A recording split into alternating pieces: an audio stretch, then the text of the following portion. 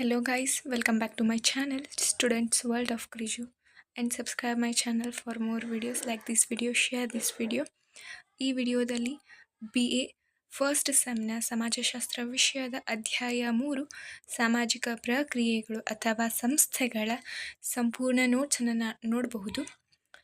ಇಲ್ಲಿ ಬರ್ತಕ್ಕಂತಹ ಪ್ರಮುಖ ಪಾಯಿಂಟ್ಗಳಂದ್ರೆ ಕುಟುಂಬ ಮತ್ತು ವಿವಾಹ, ರಕ್ತ ಸಂಬಂಧ, ವಂಶಾವಳಿ, ಸಂತತಿ, ಧರ್ಮ, ಆರ್ಥಿಕತೆ, ರಾಜಕೀಯ ಮತ್ತು ಶಿಕ್ಷಣ, ಸಾಮಾಜಿಕ ಪ್ರಕ್ರಿಯೆಗಳು, ಸ್ಪರ್ಧೆ, ಸಂಘರ್ಷ, ಹೊಂದಾಣಿಕೆ, ಸ್ವಾಂಗೀಕರಣ ಮತ್ತು ಸಹಕಾರ. ಮೊದಲನೇದಾಗಿ ಕುಟುಂಬದ ಅರ್ಥ. ಕುಟುಂಬ ಎಂಬುದು ಆಂಗ್ಲ ಭಾಷೆಯ ಫ್ಯಾಮಿಲಿ ಎಂಬ ಪದದಿಂದ ಉಚ್ಚರಿಸಲ್ಪಟ್ಟಿದೆ. ಇದು ಲ್ಯಾಟಿನ್ ಭಾಷೆಯ ಫ್ಯಾಮುಲಸ್ ಎಂಬ ಮೂಲ ಪದದಿಂದ ಉತ್ಪತ್ತಿಯಾಗಿದೆ. ಫ್ಯಾಮುಲಸ್ ಎಂದರೆ ಸೇವಕ ಅಥವಾ ಆಳು ಎಂದಾಗಿದೆ. ವ್ಯಾಖ್ಯೆಗಳು. ನೀಮ್ ಕಾಫ್ರವರ ಪ್ರಕಾರ ಸಂತತಿ ಸಹಿತವಾಗಿ ಇಲ್ಲವೇ ಸಂತತಿ ರಹಿತವಾಗಿ ಪತಿ ಪತ್ನಿಯರು ಕೂಡಿ ಆಗಿರುವ ಮಕ್ಕಳಿಂದ ಒಟ್ಟುಗೂಡಿರುವ ದೀರ್ಘಕಾಲ ಬಾಳುವ ಒಂದೇ ಸಂಸ್ಥೆಯೇ ಕುಟುಂಬ. ಸೈನರವರ ಪ್ರಕಾರ ರಕ್ತ ಸಂಬಂಧಗಳಿಂದ ಕೂಡಿದ ಕನಿಷ್ಠ 2 ತಲೆಮಾರುಗಳನ್ನು ಒಳಗೊಂಡಿರುವ ಬಹು ಸೂಕ್ಷ್ಮ ಸಾಮಾಜಿಕ ಸಂಘಟನೆಯೇ ಕುಟುಂಬ. ಮೆಖೇವರ್ ಮತ್ತು ಪೇಜ್ ರವರ ಪ್ರಕಾರ ಮಕ್ಕಳ ಬೆಳೆಸುವಿಕೆಗೆ ಅಥವಾ ಮಕ್ಕಳ ಲಾಲನೆ ಪಾಲನೆಗೆ ನಿಖರವಾಗಿ ವ್ಯಾಖ್ಯಾನಿಸಲ್ಪಟ್ಟ ಲೈಂಗಿಕ ಸಂಬಂಧಗಳನ್ನು ಹೊಂದಿರುವ ಸಮೂಹವೇ ಕುಟುಂಬ. ಕುಟುಂಬದ ಪ್ರಮುಖ ಲಕ್ಷಣಗಳು. ಕುಟುಂಬವು ಸಾರ್ವತ್ರಿಕ ಸಾಮಾಜಿಕ ಸಂಸ್ಥೆ. ಕುಟುಂಬವು ಹೆಚ್ಚು ಕಡಿಮೆ ಶಾಶ್ವತ ಸ್ವರೂಪ ಹೊಂದಿದೆ. ಕುಟುಂಬವು ರಕ್ತ ಸಂಬಂಧಗಳ ಸಮೂಹ. ಕುಟುಂಬವು ಸೀಮಿತ ಗಾತ್ರ ಅಥವಾ ಸಣ್ಣ ಗಾತ್ರವನ್ನು ಹೊಂದಿದೆ. ಕುಟುಂಬ ಸಾಮಾಜಿಕ ರಚನೆಯ ಕೇಂದ್ರಬಿಂದು.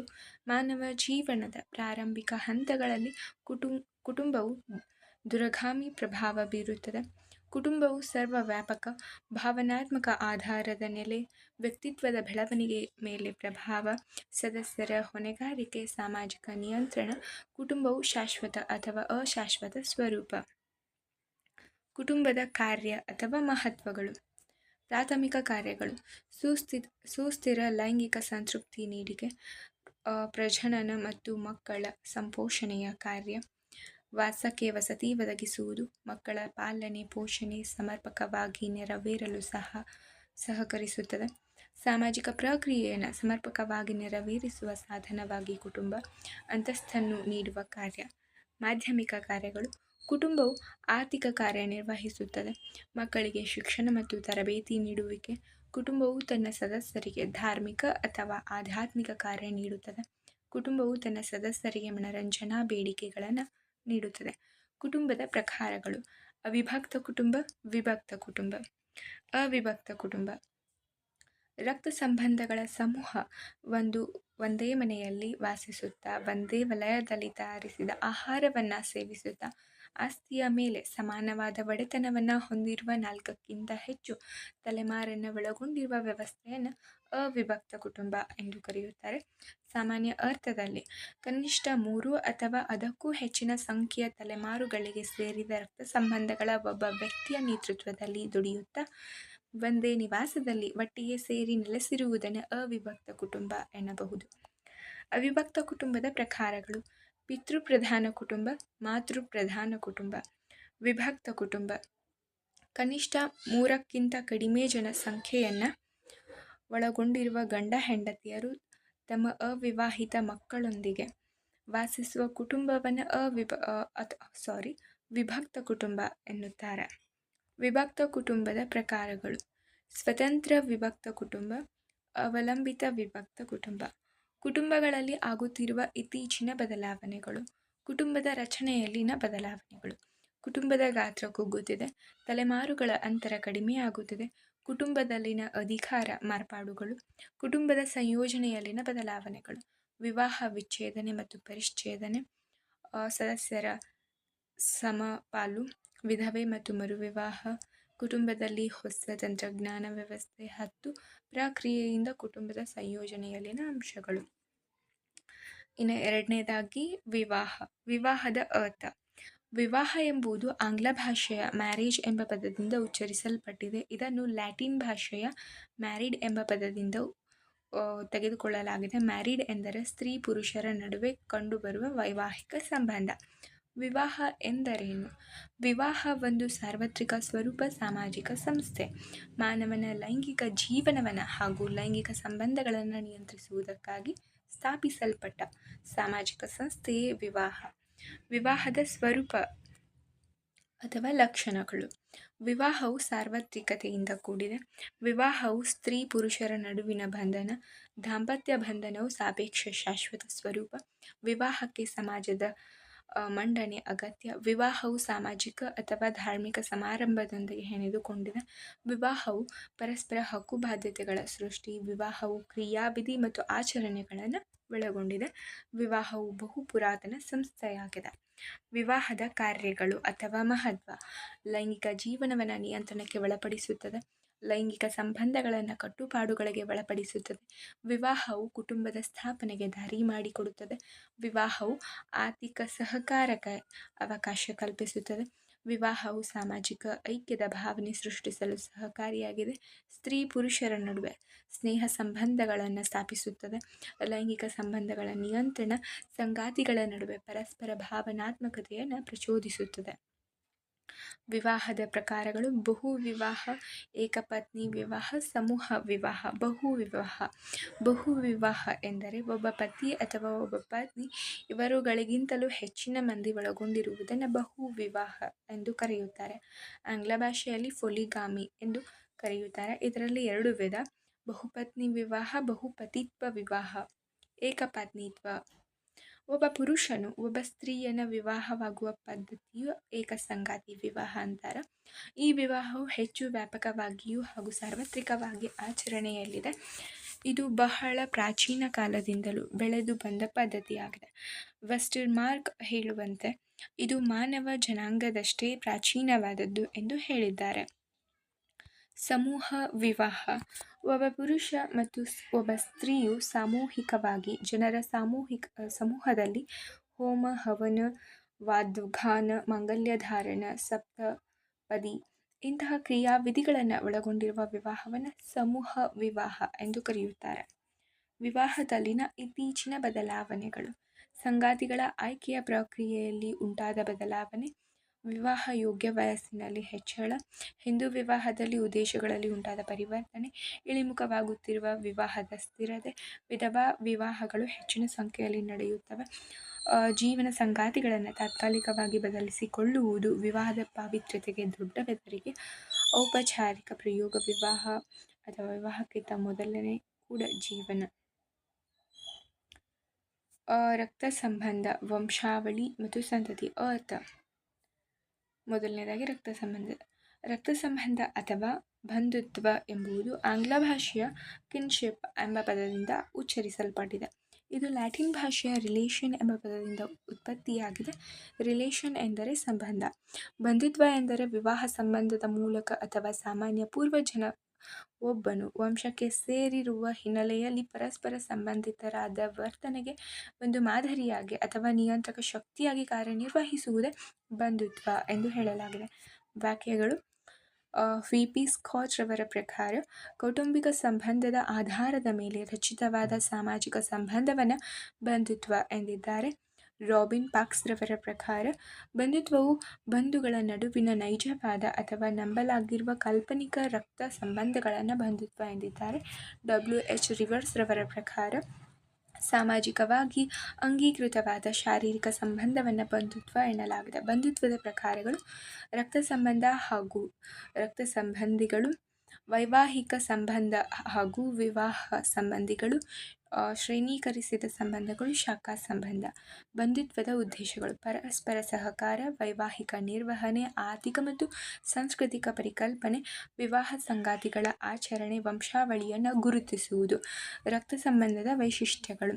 ನೈಜ ಬಾಂಧವ್ಯ, ಪರಸ್ಪರ ಸಂಬಂಧಿತ ಆಲೋಚನೆಗಳು, ಸಾಂಸ್ಕೃತಿಕ ಪರಿಣಾಮ, ನಿಯಮಾವಳಿಗಳ ಪ್ರಭಾವ. ಬಂಧುತ್ವದ ಉಪಯೋಗ. ದೂರವಿಡುವಿಕೆ, ವಿನೋದ ಸಂಬಂಧಗಳು, ಶಿಶುಮೂಲ ಸಂಬೋಧನೆ, ಮಾತುಲ ಪ್ರಾಧಾನ್ಯ ಸಂಬಂಧ, ಪಿತೃ ಭಗಿನಿ ಪ್ರಧಾನ ಸಂಬಂಧ, ಧರ್ಮಾಚರಣೆ ಮಾಡುವುದು. ವಂಶಾವಳಿ. ಅರ್ಥ. ವಂಶಾವಳಿ ಎಂಬುದು ಆಂಗ್ಲ ಭಾಷೆಯ ಲೀನೇಜ್ ಎಂಬ ಪದದಿಂದ ಉಚ್ಚರಿಸಲ್ಪಟ್ಟಿದೆ. ಲೀನೇಜ್ ಎಂದರೆ ವಂಶಾವಳಿ ಅಥವಾ ಪೂರ್ವಜನರ ಆನುವಂಶಿಕತೆ ಎಂದು ಅರ್ಥವಾಗುತ್ತದೆ. ವಂಶಾವಳಿ ಎಂಬುದು ಕುಟುಂಬ ಅಥವಾ ಪಿತೃ ಪ್ರಗತಿಯಲ್ಲಿ ಸಂಬಂಧವನ್ನು ಸಾರುವ ಶ್ರೇಣೀಕರಣ ವ್ಯವಸ್ಥೆಯಾಗಿದೆ. ಇದು ಸಾಮಾನ್ಯ ಪೂರ್ವಜನರೊಂದಿಗೆ ಸಂಪರ್ಕ ಹೊಂದಿರುವ ಸಂಬಂಧಗಳನ್ನು ಸೂಚಿಸುತ್ತದೆ. ಇದನ್ನೇ ವಂಶಾವಳಿ ಎನ್ನಬಹುದು. ವ್ಯಾಖ್ಯೆಗಳು. ಸಾಮಾನ್ಯ ಅರ್ಥದಲ್ಲಿ ವಂಶಾವಳಿ ಎಂದರೆ ಒಬ್ಬ ವ್ಯಕ್ತಿ ಅಥವಾ ಗುಂಪಿನ ಪೂರ್ವಜರಿಂದ ಮುಂದಿನ ತಲೆಮಾರುಗಳಾಗುವ ಆನುವಂಶಿಕ ಅಥವಾ ಕುಟುಂಬದ ಸಂಬಂಧವನ್ನು ವಂಶಾವಳಿ ಎನ್ನಲಾಗಿದೆ. ಸರಳವಾಗಿ ಒಂದು ಸಮುದಾಯದ ಸಂಸ್ಕೃತಿಯ ಸಾಮಾಜಿಕ ಸ್ಥಾನಮಾನಗಳ ಅಥವಾ ಆಸ್ತಿಯ ವರ್ಗಾವಣೆಯ ಮೂಲವನ್ನು ವಂಶಾವಳಿಯ ಲಕ್ಷಣಗಳು. ಆನುವಂಶಿಕತೆಯ ಧಾರ್ಮಿಕ ವಿಚಾರಗಳು, ಪರಂಪರೆ ಮತ್ತು ಸಂಸ್ಕೃತಿ ಪೋಷಣೆಯ ಪ್ರಭಾವ, ದ್ವಂದ್ವ ವಂಶಾವಳಿಯ ಪ್ರಕಾರಗಳು. ಪಿತೃಪ್ರಧಾನ ವ್ಯವಸ್ಥೆ, ಮಾತೃಪ್ರಧಾನ ವ್ಯವಸ್ಥೆ, ಏಕವಂಶ, ಗುಣಗೋತ್ರ ವಂಶ, ಆಧ್ಯಾತ್ಮಿಕ ಅಥವಾ ಸಾಂಸ್ಕೃತಿಕ ಅಂಶ. ವಂಶಾವಳಿಯ ಉಪಯೋಗಗಳು ಅಥವಾ ಪ್ರಯೋಜನಗಳು.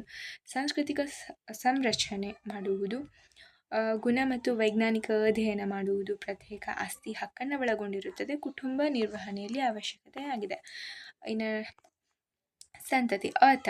ಸಂತತಿ ಎಂಬುದು ಆಂಗ್ಲ ಭಾಷೆಯ ಡಿಸೆಂಟ್ ಅಥವಾ ಆಫರಿಂಗ್ ಎಂಬ ಪದದಿಂದ ಉಚ್ಚರಿಸಲ್ಪಟ್ಟಿದೆ. ಸಂತತಿ ಎಂದರೆ ತಲೆಮಾರಿನಂತೆ ವ್ಯಕ್ತಿ ಅಥವಾ ಪ್ರಾಣಿಗಳ ಸಂತಾನ ರೂಪದಲ್ಲಿ ಹುಟ್ಟುವ ಮಕ್ಕಳು ಆನುವಂಶಿಕವಾಗಿ ಮುಂದುವರಿಯುವ ಸಂಬಂಧಗಳನ್ನು ಸಂತತಿ ಎಂದು ಅರ್ಥೈಸಬಹುದು.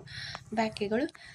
ಸಾಮಾನ್ಯ ವ್ಯಾಖ್ಯೆ. ಸಂತತಿ ಎಂಬುದು ಒಬ್ಬ ವ್ಯಕ್ತಿ ಅಥವಾ ಪ್ರಾಣಿಯ ಆನುವಂಶಿಕತೆಯ ಮೂಲಕ ಬರುವ ತಲೆಮಾರುಗಳ ಅಥವಾ ಪಿತೃಪ್ರಧಾನ ಮೂಲದಿಂದ ಉದ್ಭವಿಸುವ ಆನುವಂಶಿಕತೆಯನ್ನು ಸಂತತಿ ಎಂದು ಕರೆಯಬಹುದು.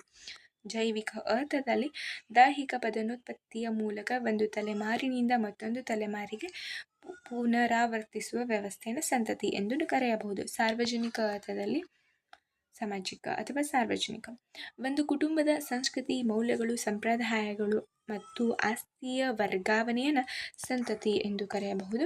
ಸಂತತಿಯ ಲಕ್ಷಣಗಳು. ಆನುವಂಶಿಕ ಸಂಬಂಧ, ಪಿತೃಪಕ್ಷ ಮತ್ತು ಮಾತೃಪಕ್ಷ ಸಂಬಂಧ, ಸಾಂಸ್ಕೃತಿಕ ಮೌಲ್ಯಗಳು, ಆದರ್ಶ ಮೌಲ್ಯ, ಧಾರ್ಮಿಕ ಮೌಲ್ಯ, ಸಾಮಾಜಿಕ ಮೌಲ್ಯ, ಆಸ್ತಿಯ ಹಕ್ಕುಗಳು, ಸಂಬಂಧಗಳಿಗೆ ನೈಜತೆ. ಸಂತತಿಯ ಪ್ರಕಾರಗಳು. ಜೈವಿಕ ಸಂತತಿ, ಆಪ್ತ ಸಂತತಿ, ಆಧ್ಯಾತ್ಮಿಕ ಸಂತತಿ, ಸಾಂಸ್ಕೃತಿಕ ಸಂತತಿ. ಸಂತತಿಯ ಪ್ರಾಮುಖ್ಯತೆ. ಕುಟುಂಬದ ಮುಂದುವರಿಯುವಿಕೆ, ಆನುವಂಶಿಕ ಅಧ್ಯಯನ, ಪರಂಪರೆ ಮತ್ತು ಸಂಸ್ಕೃತಿ, ಆರ್ಥಿಕ ನಿರ್ವಹಣೆ, ಜೀವ ವೈವಿಧ್ಯತೆಯನ್ನು ಉಳಿಸಿಕೊಳ್ಳುವುದು. ಸಂತತಿಯ ಹಕ್ಕುಗಳು ಅಥವಾ ಹೊಣೆಗಾರಿಕೆ.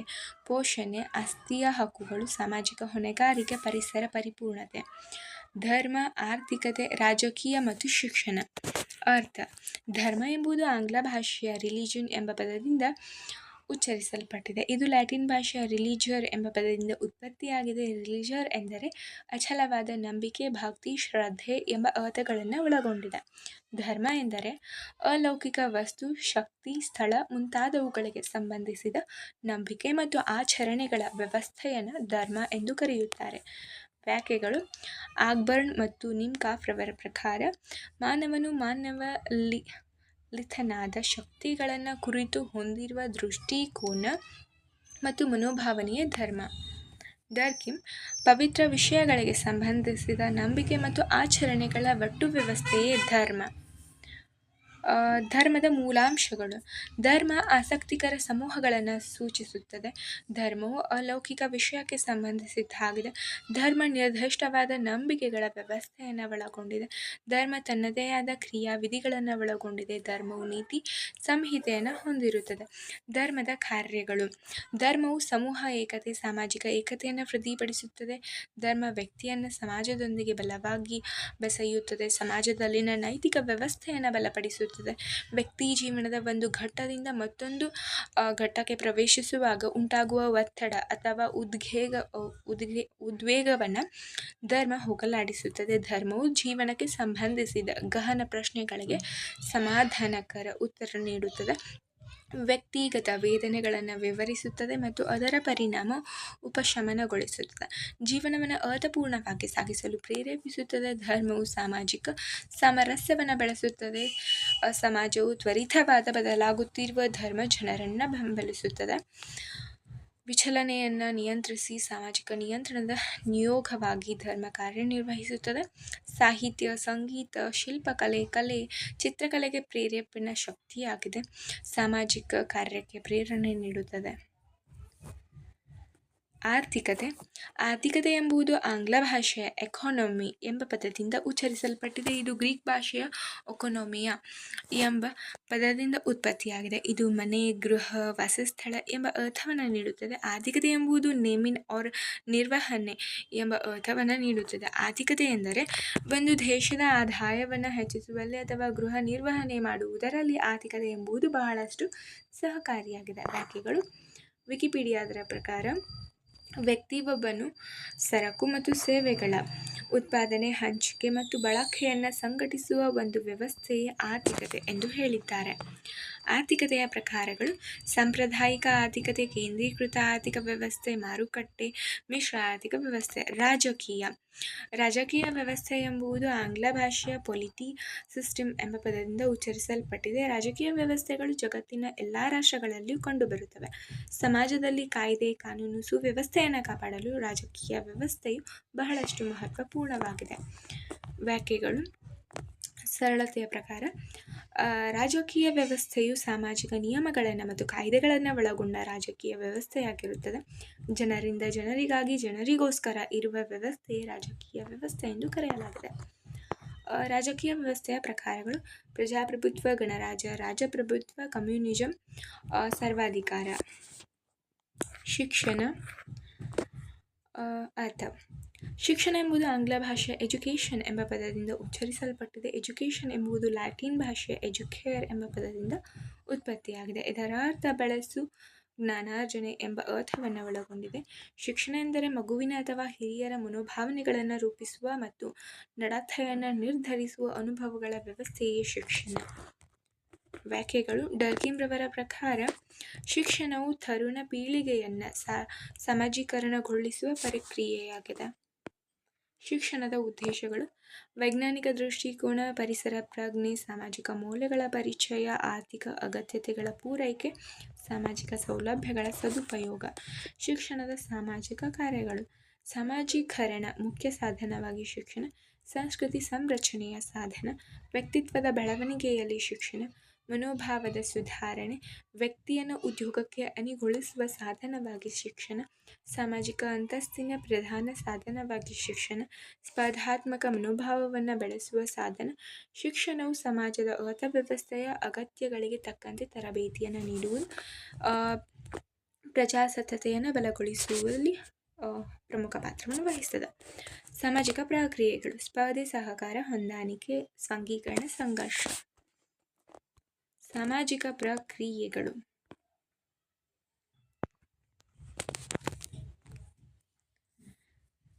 ಮಾನವ ಸಾಮಾಜಿಕವೆಂಬುದು ಅಂತಃಕ್ರಿಯೆಯ ಒಂದು ವ್ಯವಸ್ಥೆ. ಅಂತಹ ಅಂತಃಕ್ರಿಯೆಗಳು ತಂದೆ ತಾಯಿಯರು, ಮಕ್ಕಳು, ಉದ್ಯೋಗಿಗಳು, ಆಳುವವರು, ಆಳ್ವಿಕೆಗಳು, ಒಳಪಟ್ಟವರು, ವ್ಯಾಪಾರಿಗಳು, ಗಿರಾಕಿಗಳು, ಸ್ನೇಹಿತರು, ಶತ್ರುಗಳ ನಡುವೆ ಕಂಡುಬರುತ್ತದೆ.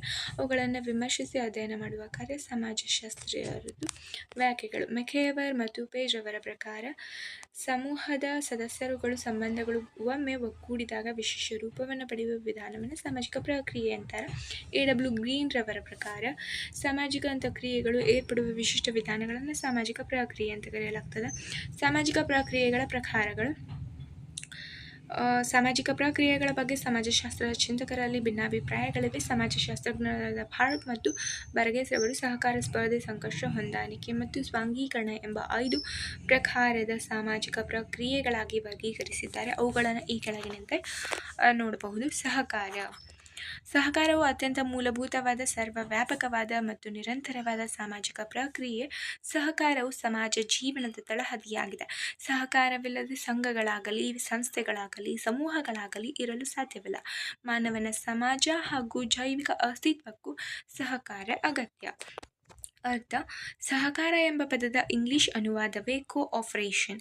ಈ ಪದವು ಲ್ಯಾಟಿನ್ ಭಾಷೆಯ ಕೋ ಎಂದರೆ ಒಟ್ಟಿಗೆ ಸೇರು ಮತ್ತು ಆಫರರಿ ಎಂದರೆ ಕೆಲಸ ಮಾಡು ಎಂಬ ಶಬ್ದಗಳಿಂದ ಉತ್ಪತ್ತಿಯಾಗಿದೆ. ಒಟ್ಟಿಗೆ ಸೇರಿ ಕೆಲಸ ಮಾಡುವುದು ಅಥವಾ ದುಡಿಯುವುದೇ ಸಹಕಾರವಾಗಿದೆ.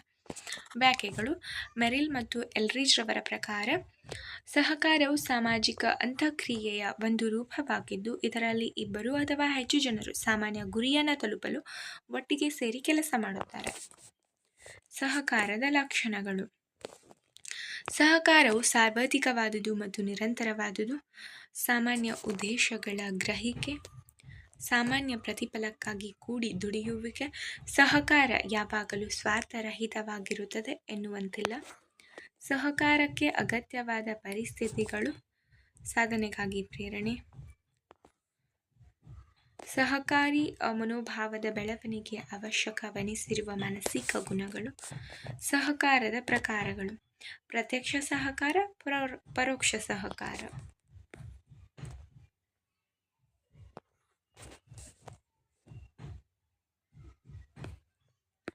ಸಹಕಾರದ ಪ್ರಾಮುಖ್ಯತೆಗಳು. ಸಹಕಾರವು ಒಂದು ಸಾಮಾಜಿಕ ಅಗತ್ಯತೆಯಾಗಿದೆ. ಸಹಕಾರವು ನಮ್ಮ ಜೈವಿಕ ಅಸ್ತಿತ್ವಕ್ಕೆ ಕೂಡ ಅಗತ್ಯವಾದುದು. ಸಹಕಾರವು ಪ್ರಗತಿ ಸಾಧಿಸಲು ಸಹಾಯಕವಾಗುತ್ತದೆ. Cooperation helps progress.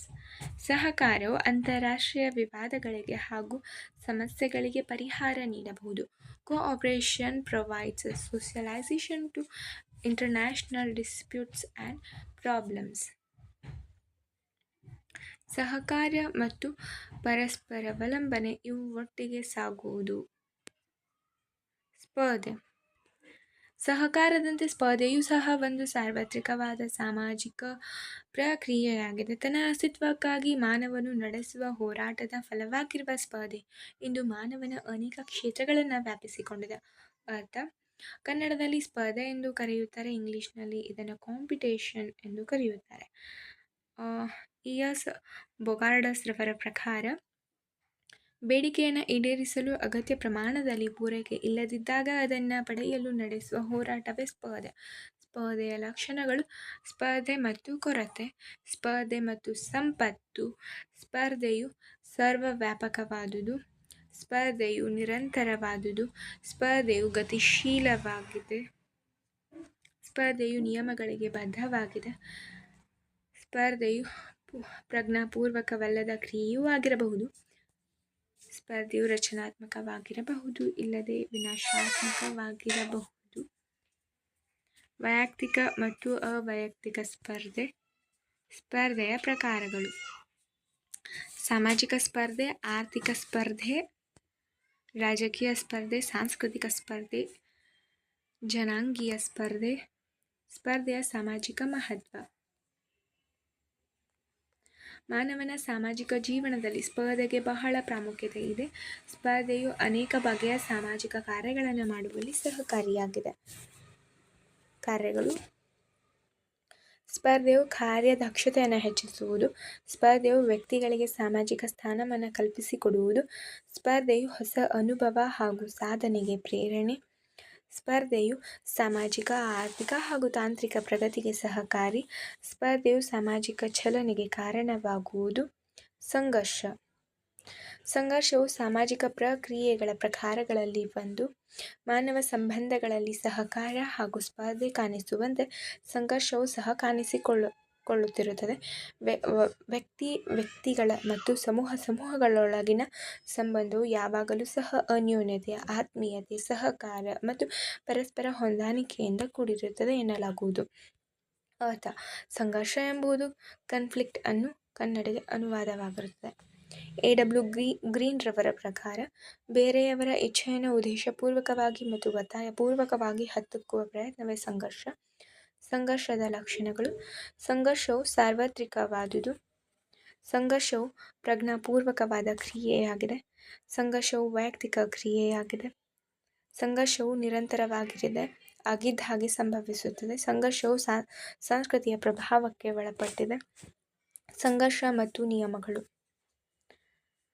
ಆಶಾಭಂಗ ಮತ್ತು ಅಭದ್ರತೆ ಸಂಘರ್ಷಕ್ಕೆ ಎಡೆಮಾಡಿಕೊಡುತ್ತದೆ. ಸಂಘರ್ಷದ ಪ್ರಕಾರಗಳು. ಜಾರ್ಜ್ ಸೆಮ್ಮೆಲ್ ಪ್ರಕಾರ ಸಂಘರ್ಷವು 4 ಮುಖ್ಯವಾದ ಪ್ರಕಾರಗಳಲ್ಲಿ ವ್ಯಕ್ತವಾಗುತ್ತದೆ. ಯುದ್ಧ, ಪಕ್ಷವೈಷಮ್ಯ ಅಥವಾ ಅಂತಃಕಲಹ, ದಾವೆ ಅಥವಾ ಮೊಕದ್ದಮೆ, ಅವೈಯಕ್ತಿಕ ಆದರ್ಶಗಳ ನಡುವಿನ ಸಂಘರ್ಷ ಅಥವಾ ತಾತ್ವಿಕ ಸಂಘರ್ಷ. ಸಂಘರ್ಷದ ಕಾರಣಗಳು. ವ್ಯಕ್ತಿಗಳ ವಿಭಿನ್ನ ದೃಷ್ಟಿಕೋನಗಳು, ಸಾಂಸ್ಕೃತಿಕ ವ್ಯತ್ಯಾಸಗಳು, ಆಸಕ್ತಿಗಳ ಘರ್ಷಣೆ, ಸಾಮಾಜಿಕ ಪರಿವರ್ತನೆ.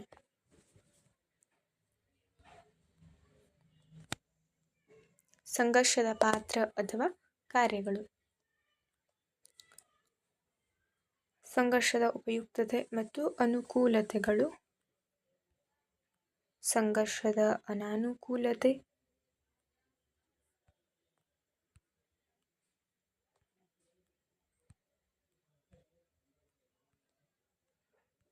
ಹೊಂದಾಣಿಕೆ. ಹೊಂದಾಣಿಕೆ ಎಂಬುದು ಸಾಮಾಜಿಕ ಪ್ರಕ್ರಿಯೆಯ ಒಂದು ಮುಖ್ಯ ರೂಪವಾಗಿದೆ. ಸಾಮಾಜಿಕ ಪರಾಕ್ರಮದ ಸ್ಥಾಪನೆಗೆ ಇದು ಅತ್ಯಗತ್ಯ. ಪಾರ್ಕ್ ಮತ್ತು ಬರ್ಗೆಸ್ ರವರ ಅಭಿಪ್ರಾಯದಲ್ಲಿ ಸಂಘರ್ಷಾತ್ಮಕ ಅಂಶಗಳ ನಡುವಿನ ಹೊಂದಾಣಿಕೆಯ ಫಲವಾಗಿಯೇ ಮಾನವ ಸಂಘಟನೆಗಳು ರೂಪುಗೊಂಡಿವೆ. ಹೊಂದಾಣಿಕೆ ಎಂಬ ಪದವನ್ನು ಇಂಗ್ಲಿಷ್ ಭಾಷೆಯಲ್ಲಿ ಅಕೊಮಲೈಸೇಷನ್ ಎಂದು ಕರೆಯುತ್ತಾರೆ. ವ್ಯಾಖ್ಯೆಗಳು. ಮೆಕ್ಹೇವರ್. ಹೊಂದಾಣಿಕೆ ಎಂಬ ಪದವು ಮುಖ್ಯವಾಗಿ ಮಾನವನು ತನ್ನ ಪರಿಸರದೊಂದಿಗೆ ಸಾಮರಸ್ಯವನ್ನು ಸಾಧಿಸುವ ಪ್ರಕ್ರಿಯೆಯನ್ನು ಸೂಚಿಸುತ್ತದೆ. ಹೊಂದಾಣಿಕೆಯ ಲಕ್ಷಣಗಳು. ಹೊಂದಾಣಿಕೆಯ ಸಂಘರ್ಷದ ಸಹಜವಾದ ಫಲಶ್ರುತಿಯಾಗಿದೆ.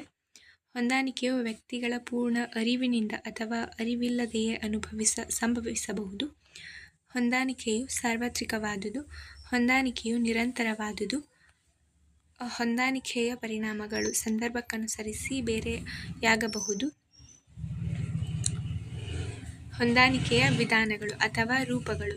ಬಲಪ್ರಯೋಗಕ್ಕೆ ಮಣಿಯುವುದು, ಒಪ್ಪಂದ ಅಥವಾ ರಾಜಿ, ಮಧ್ಯಸ್ಥಗಾರನ ಪಾತ್ರ, ಸಹನೆ, ಮನಪರಿವರ್ತನೆ, ಉದಾತ್ತೀಕರಣ, ಸಂಯುಕ್ತಿಕ ವಿವರಣೆ. ಹೊಂದಾಣಿಕೆಯ ಪ್ರಾಮುಖ್ಯತೆ. ಸಾಮಾಜಿಕ ಜೀವನವು ನಿರಂತರವಾಗಿ ಸಾಗಬೇಕಾದರೆ ಹೊಂದಾಣಿಕೆ ಅಗತ್ಯ. ಸಂಘರ್ಷದಿಂದ ಮುಕ್ತವಾದ ಸಮಾಜವೇ ಇಲ್ಲ. ಹಾಗೆಯೇ ಸಂಘರ್ಷವು ಹಾನಿಯನ್ನು ತಂದೊಡ್ಡುತ್ತಲೇ ಇರುತ್ತದೆ. ಅದು ಸಾಮಾಜಿಕ ಏಕತೆಯನ್ನು ಭಗ್ನಗೊಳಿಸುವುದು, ಸಾಮಾಜಿಕ ಏಕತೆ ಧಕ್ಕೆಯನ್ನುಂಟು ಮಾಡುವುದು, ಸಾಮಾಜಿಕ ಭದ್ರತೆಯನ್ನು ಅಭದ್ರಗೊಳಿಸುವುದು. ಸ್ವಂಗೀಕರಣ. ಸ್ವಂಗೀಕರಣವು ಸಾಮಾಜಿಕ ಅಂತಃಕ್ರಿಯೆಯ ಇನ್ನೊಂದು ಪ್ರಕಾರ. ಇದು ಒಂದು ಬಗೆಯ ಸಾಮಾಜಿಕ ಹೊಂದಾಣಿಕೆ. ಇಲ್ಲಿ ವೈಯಕ್ತಿಕ ಅಥವಾ ಸಮೂಹ ನಿಧಾನಗತಿಯಿಂದ ಹೊಸ ಸ್ಥಿತಿಗತಿಗಳಲ್ಲಿ ಲೀನವಾಗುವುದನ್ನು ಕಾಣಬಹುದು. ಇದು ಇಂಗ್ಲಿಷ್ ಭಾಷೆಯ ಅಸಿಮಿಲೇಷನ್ ಎಂದು ಕರೆಯುತ್ತಾರೆ. ವ್ಯಾಖ್ಯೆಗಳು. ಬೊಗಾರ್ಡಸ್ ರವರ ಪ್ರಕಾರ ಸಾಮಾಜಿಕ ಪ್ರಕ್ರಿಯೆಯ ಒಂದು ರೂಪವಾಗಿರುವ ಸ್ವಂಗೀಕರಣದ ಮೂಲಕ ಹಲವಾರು ವ್ಯಕ್ತಿಗಳ ಮನೋಭಾವನೆಗಳು ಒಂದುಗೂಡಿ ಸಂಯುಕ್ತ ಸಮೂಹವೊಂದು ರಚನೆಯಾಗುವುದು. ಸ್ವಂಗೀಕರಣದ ಗುಣಲಕ್ಷಣಗಳು. ಸ್ವಂಗೀಕರಣವು ಯಾವುದೇ ಒಂದು ಕ್ಷೇತ್ರಕ್ಕೆ ಮಾತ್ರ ಸೀಮಿತವಾಗಿಲ್ಲ. ಸ್ವಂಗೀಕರಣವು ಮಂದಗತಿಯಿಂದ ಕ್ರಮವಾಗಿ ನಡೆಯುವುದು. ಸ್ವಂಗೀಕರಣವು ಸಾಮಾನ್ಯವಾಗಿ ಪ್ರಜ್ಞಾಪೂರ್ವಕವಲ್ಲದ ಒಂದು ಪ್ರಕ್ರಿಯೆ. ಸ್ವಂಗೀಕರಣವು ಒಮ್ಮುಖವಾದ ಪ್ರಕ್ರಿಯೆಯಾಗಿಲ್ಲ. ಸ್ವಂಗೀಕರಣಕ್ಕೆ ಪೂರಕವಾದ ಅಂಶಗಳು. ಸಹನೆ, ಅನ್ಯೋನ್ಯ ಸಾಮಾಜಿಕ ಬಾಂಧವ್ಯ, ಸಂಯೋಗ ಅಥವಾ ಅಂತರ್ವಿವಾಹ, ಸಾಂಸ್ಕೃತಿಕ ಸಾಮ್ಯತೆ, ಶಿಕ್ಷಣ, ಸಮಾನ ಸಾಮಾಜಿಕ ಹಾಗೂ ಆರ್ಥಿಕ ಅವಕಾಶ. ಸ್ವಂಗೀಕರಣದ ಹಂತಗಳು. ವ್ಯಕ್ತಿಗತ ಹಂತ, ಸಮೂಹಗಳ ಹಂತ, ಸಂಸ್ಕೃತಿ ಹಂತ,